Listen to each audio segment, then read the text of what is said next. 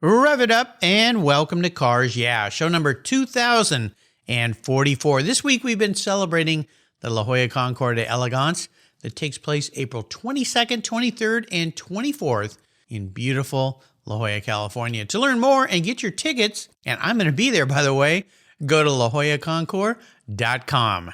And now, be prepared to be inspired.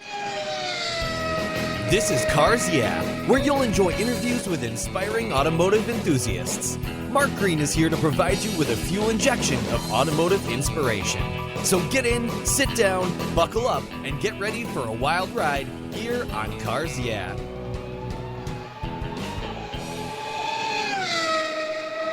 Hello, inspiring automotive enthusiasts, and welcome to Cars Yeah. Today I'm in Festus, Missouri with a very special guest by the name of Jason Amans. Jason, welcome to Cars Yeah. Do you have it in gear, and are you ready to release the clutch? I'm ready to dump the clutch and hammer down. There we go. We're going to have some fun today. Now, before I give you a proper introduction and talk about this amazing business you have, fourth generation, it's incredible. What's one little thing that maybe people don't know about you, Jason? I laugh. Sometimes I'm often perceived, as a young gun of the car restoration world, but actually I'm a grandfather. I have an 8-year-old and a 5-year-old grandchildren that's a boy and a girl that are just wonderful. So, oh my gosh. Yeah, sometimes I feel a little bit older than I look, but we all do. I am such a hardcore car guy, but for fun and to break away, I'm a huge motorcycle enthusiast, but not street bikes. Mind you, like dirt bikes. So I ride motocross. I compete in some events, nice. Off-road events. So that's kind of a fun thing that I do that's, a big takeaway from cars. Well, how cool is that? Yeah, this week celebrating La Jolla Concours, I had Angel on the show from San Diego Indian Motorcycle, their business there, and we were talking a little bit about off-road stuff. She likes to ride bikes and everything, and I rode dirt bikes back when I was a kid. We used to go camping in Mexico and ride up and down the beach and the sand dunes, and yeah, it's a lot safer than being on the streets these days, right? Yeah, absolutely. Wow, that's very cool. I love it. Well, let me give you a proper introduction and we will get into your world. Jason Mans is the owner of Mans Restoration. It's a fourth-generation family business that was established way back in 1939. Jason has over 30 years of experience in professional automotive restoration, and his work has been featured in national museums, in private collections, and on the lawns of the most prestigious concours events across the nation. Throughout his career, he's traveled all over the world and trusted to restore and care for some of the most historically significant automobiles. He's been honored and earned many top-level awards and blessed to have many special friends in the automotive community. Mans Restoration is also one of the sponsors of this year's La Jolla Concours d'Elegance. We'll be back in just a moment, but first a word from our sponsors, so give them a little love and we'll be right back.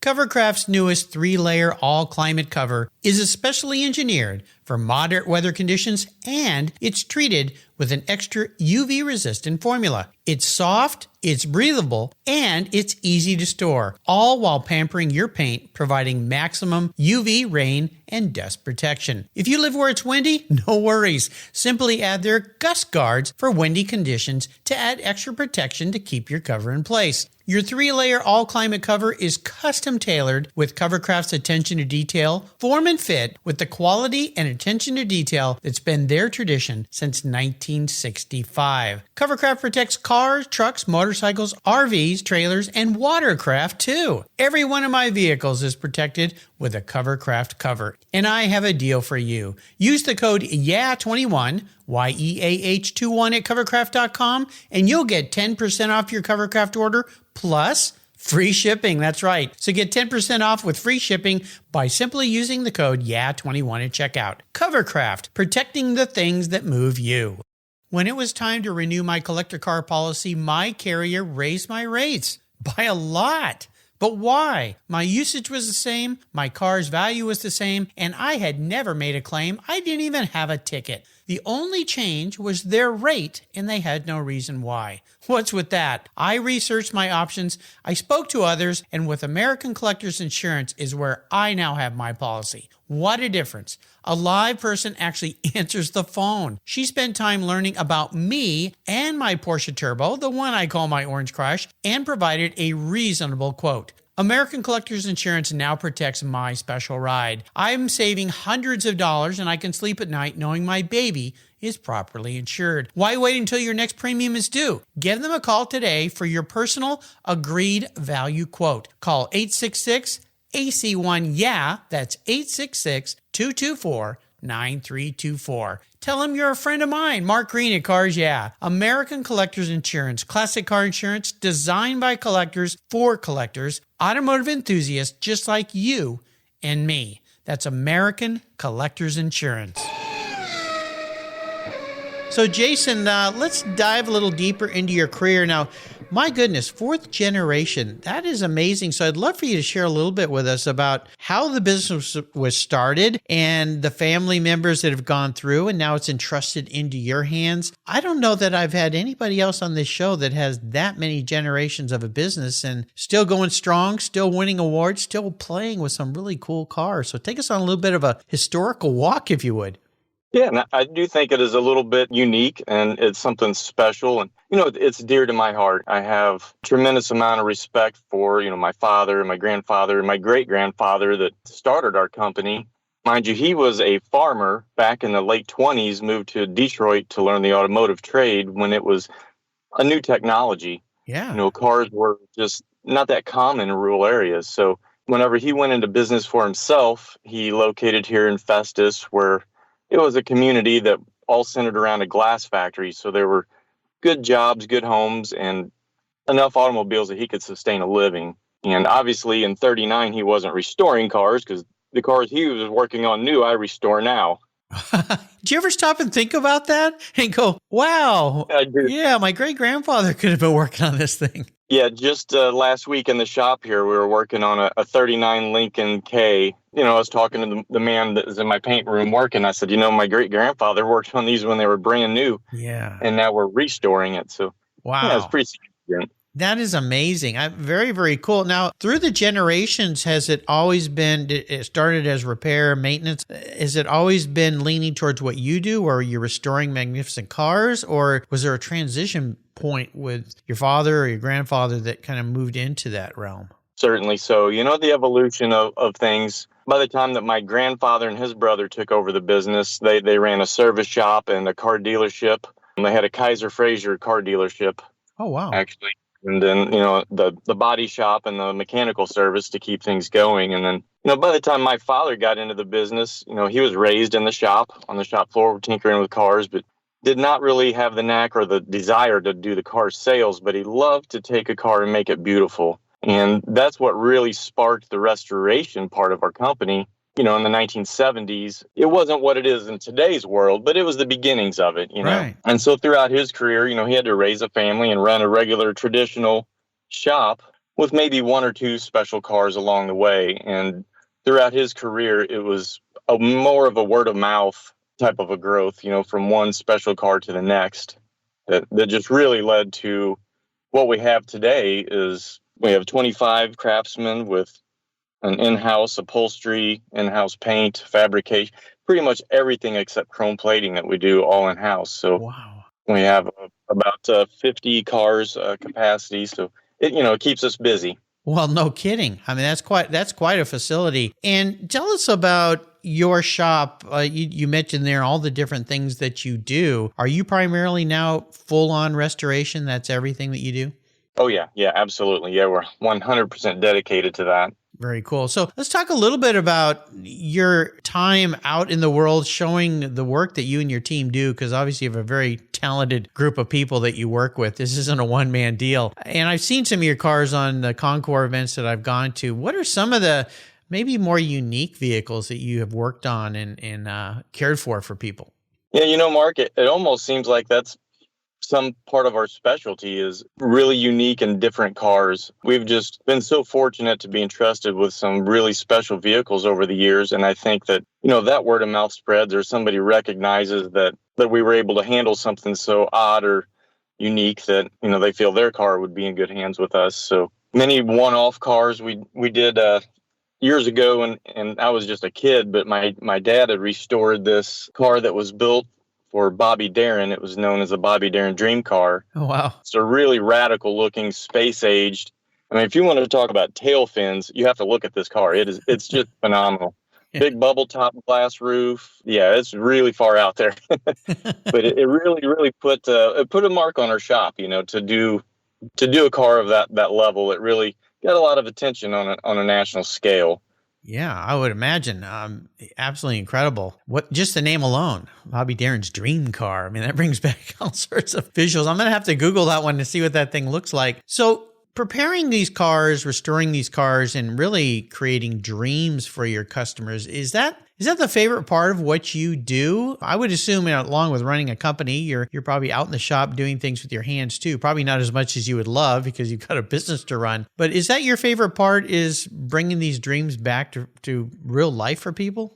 That's a very special, and sometimes it's touching and even emotional to people. The significance of these cars, if they were a family heirloom or for whatever reason a person chooses to restore that. Maybe it was their dream from their youth or the car they always aspired to have. But, through that whole journey, you get to know your client, and they become a friend, and you become a part of the story of that car. Yeah. You become a part of that car's history, and, what it means to bring something like that back.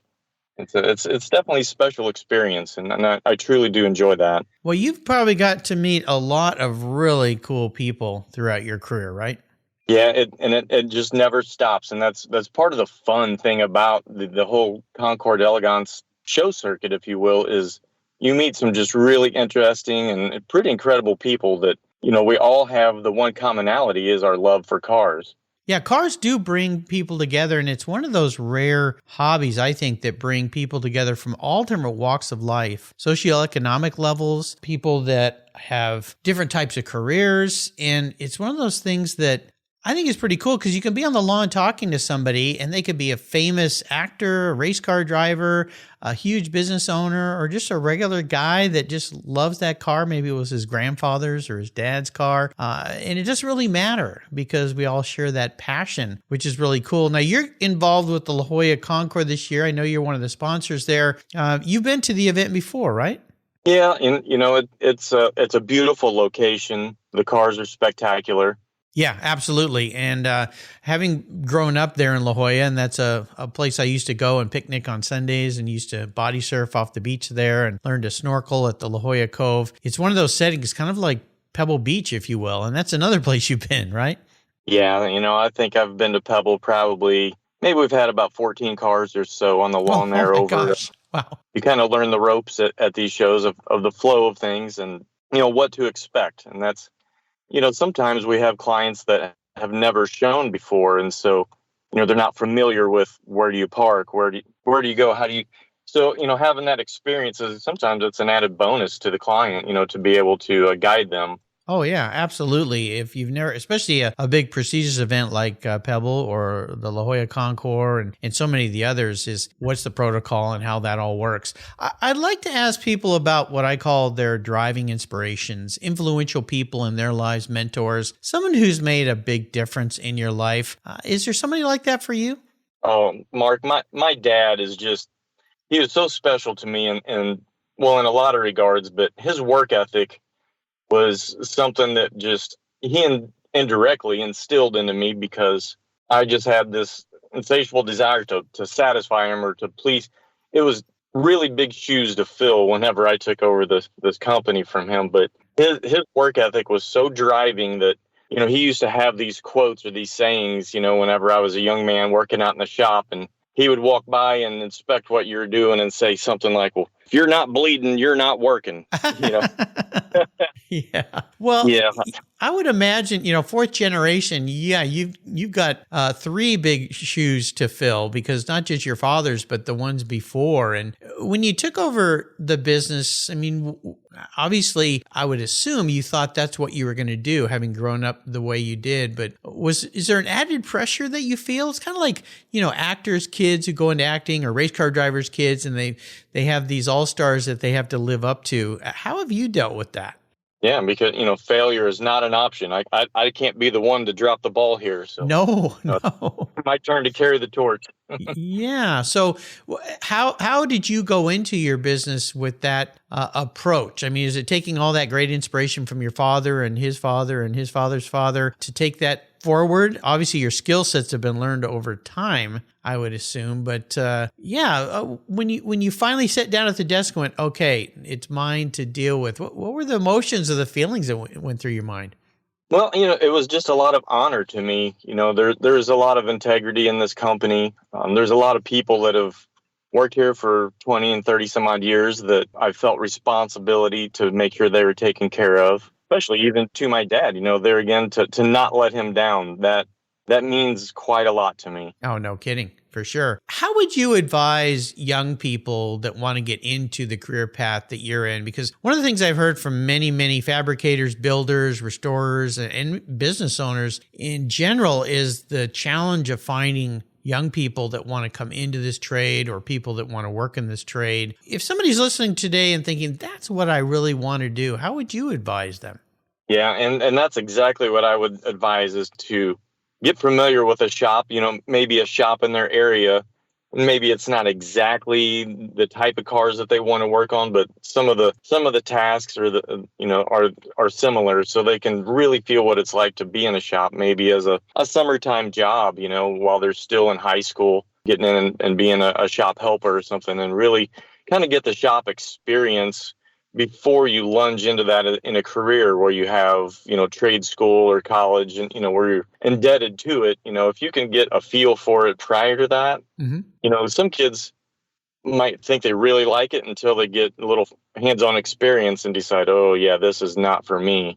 But that might light their fire, and they just are so enthusiastic to do it that, they'll excel when they, have the opportunities. Great advice. I have two charities of choice here that I try my best to promote all the time on the show, RPM Foundation and TechForce Foundation. And both of those organizations are all about exposing these opportunities to young and older people. In fact, I've even had a graduate who was in his mid-50s that changed his career and always wanted to work on cars. And so he went back to school and learned. And I think he went to McPherson College and ended up working and still working in that field today. So, there's lots of opportunities out there, I think, for young people, and many of them just don't know they exist. So I always encourage people like you and others who have shops is to, get out there in the public and let people know. And a lot of that's going to car shows and taking young people to car shows and helping them realize, you know what, people have to work on these cars to make these cars look like this. Think you'd like to do that? I think it's a great way to do it, right?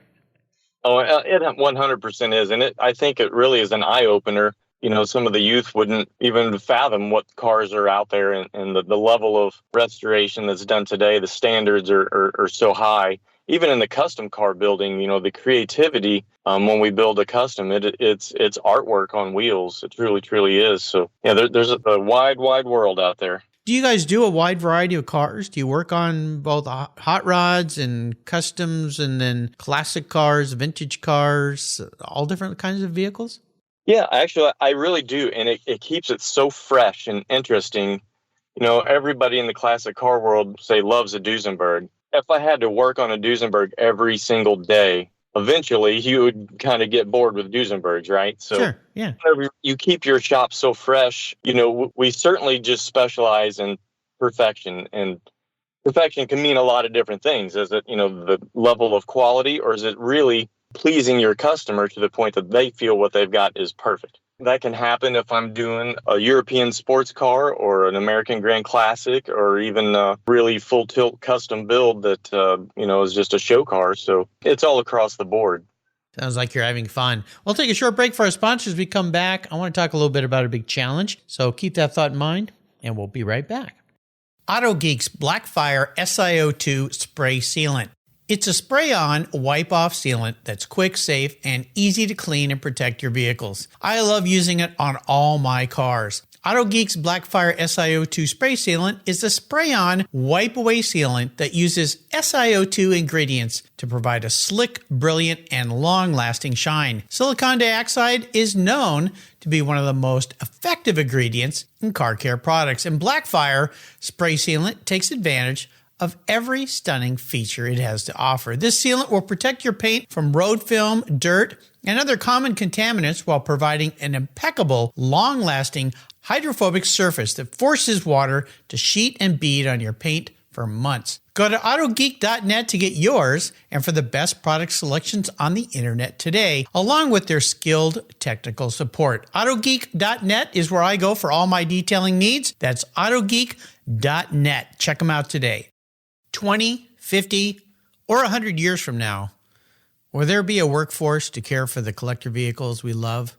With auto shop programs disappearing across the country, it's a question we enthusiasts have to ask. That's why I support the RPM Foundation, which exists to ensure that the critical skills necessary to preserve and restore these vehicles aren't lost to time. One of the many ways RPM, which is short for Restoration, Preservation, and Mentorship, is accomplishing this goal is through workforce development initiatives. The RPM apprenticeship program enables the next generation of artisans to earn a living while they learn the craft of restoring and preserving these vehicles directly from industry professionals. The Endangered Skills Program documents the process of masters training future craftspeople on a variety of critical skills in danger of being lost forever. For more information on how the RPM Foundation is driving the future of the collector vehicle skills trade, visit RPM Foundation today. They're one of the charities of choice here on Cars Yeah. So Jason, I love to talk a bit about challenges we faced, obstacles, even failures, things that bring sometimes the best, sometimes the worst out in us. It's more important how we manage that situation and really what we learned from it. So maybe take us through, as if you don't probably face challenges every day when you're dealing with old cars for sure, but take us through one of those in your life that really taught you a valuable lesson.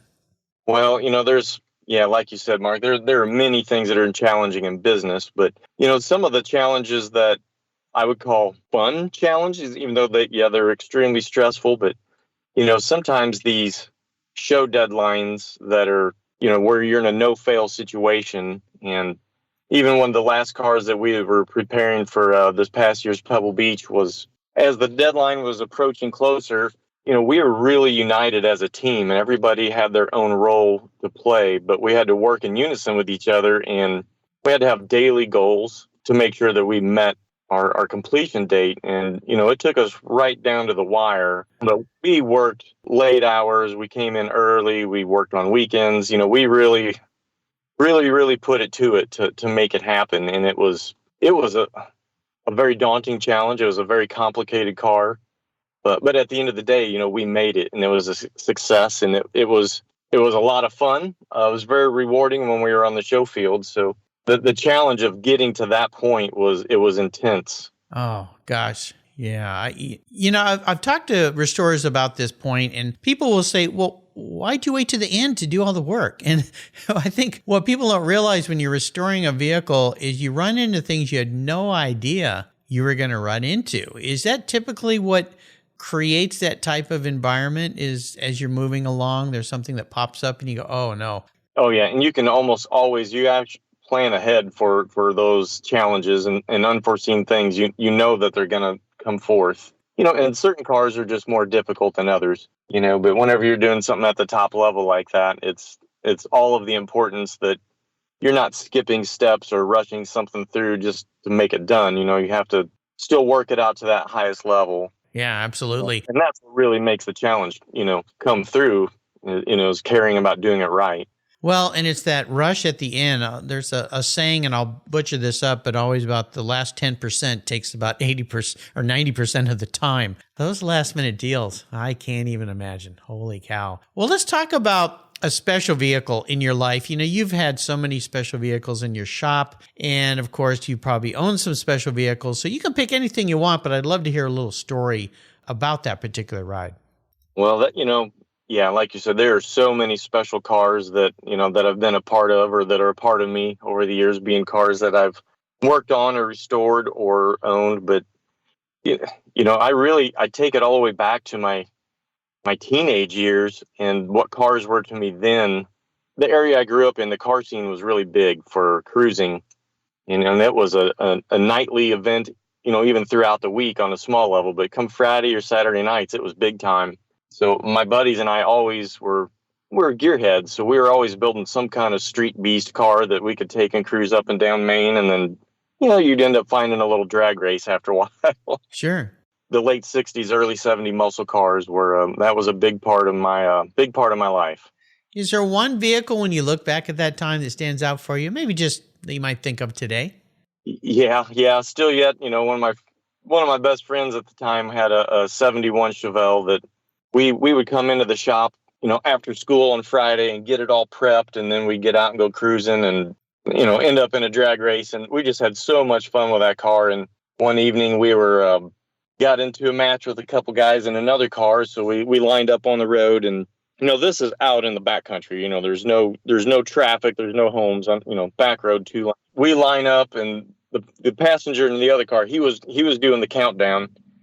And, so we dumped the clutch and we raced the quarter mile, and they beat us, and they just had a fender lead on us the whole time. And, we were just spinning the tires through all the gears. So when we got down to the finish and we turned around and talked, and we're like, we want a rematch, that wasn't.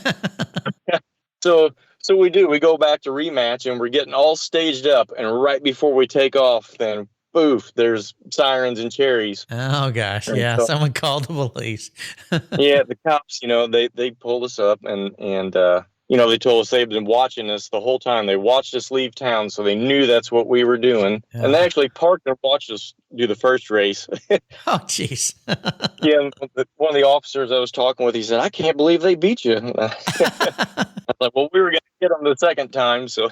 Yeah, it's a different time back then, different place, and of course, much safer place. And I always say, street racing, there's no room for it anymore these days, especially in cities and stuff. But those are like the happy days, the good old days, the fun times, and that's pretty hilarious, and especially being in a small town. Times were so much more innocent back then. And, yeah, what fun. Well, did you ever beat him? I'm waiting for the time you guys beat him. No, that was the last time we ran those guys. That was it. Yeah, the police had your name at that point, so they sent you home and said, "Don't do that anymore, guys." So I'm going to crawl into your head and be a bit of a psychologist today. If you were reincarnated as a vehicle, Jason, this isn't what you want to be. This is how you perceive the hardworking guy that you are, the perfectionist. What kind of vehicle would Jason Mans be? And more importantly, why? Yeah, that's a unique question. And as much as I live in the world of classics, and that's probably my deepest passion is for the classics, but I guess the inner me would still be probably a 1970 Chevelle with mags, painted hugger orange, a big block 4-speed, and most importantly with the footprint gas pedal. Of course. Yeah, I remember building models where you get the big footprint gas pedal that you'd put into the model car. And when I was a little kid, I always thought, someday I'm going to have one of these, but I never really had a car that it would probably be appropriate for. I always had European sports cars where it didn't quite work very well, but I just always thought it was pretty cool. I love it. Great answer to that. Now, I have learned that people that have learned the secret sauce to a happy life is giving back to others. Are there some ways that you guys help people in the automotive sector? Well, even especially at a local level, the local car guys around our area here are not necessarily, where they can afford to have a professional restoration facility do their car. But they're home hobbyists, and they truly love and enjoy building a car. So we are constantly giving advice. The local car scene, they will come and visit our shop, sometimes just for a tour or to see what's going on, but they want to talk about the cars they're building. So, through all of the people that work in our shop, they're very kind to lend advice and encouragement. We even host a local car show in our town. Nice. And that gets the youth involved as well. So, where we really can give back is to our community. And that's where our roots are. That's where we get started. So it's fun to share some of these national level cars at a community level. So has your shop been in the exact same location all these decades? No. It's moved to several locations over the years, as it evolved. Currently I'm on a 3-acre property with 4 separate buildings, which, my great grandfather's first shop is a small little 2-car shop, but it still stands in this town. It's still there, but I don't think we could work out of it anymore. No, probably not. No, I don't think so. Probably not even your office would work in there. Is there a great book you'd like to share with our listeners that you've read? Well, I'm not much of a book reader unless I'm reading a tech manual or service manual, but Sure. but a really great book that I had recently read, and it's a plug for my father, but he has just recently written a novel that is Oh, based on the Chrysler Turbine car, which is a prototype, and it's centered around George Hoopner, who is the engineer that did the turbine development. And so he had just written a book of this story. It's titled Critical Knowledge, and Jay Leno had written the foreword for him. So they have a really good friendship because of these cars. And actually, our shop and myself was on this, was the only shop in the world that actually restored a Chrysler turbine car. So we have a lot of depth of knowledge. We took it down to, a bare shell and went through, every little end of this car. So. wow. How cool is that? Well, that's very neat. I'm not sure I've had a guest on the show whose father wrote the book he recommended. That's pretty cool. I'll put a note of that on Jason's show notes page so you listeners can go and get your hands on a copy. So today, before I let you go, Jason, I'm going to open my checkbook real wide and I'm going to buy you any car in the world. You can take it on any kind of drive in the world with anybody, someone living or deceased. What would you be in and who would you be with and where would you be going? Yeah, now that's a fun question. That's Yeah. I would say, my ride or die partner is my wife, and Nice. we've been together since we were teenagers, and we've been married for 30 years. And Wow. so I would want her beside me. She's been there since the beginning, and Yeah. whenever she first identified a Holly carburetor, I knew she was my girl. I love it. Yeah, you found the right one. That's funny. But if we were going to go for a ride together, it would have to be a convertible. How about a 67 Ferrari, a 275 Nart Spider? Ooh, okay. That sounds cool.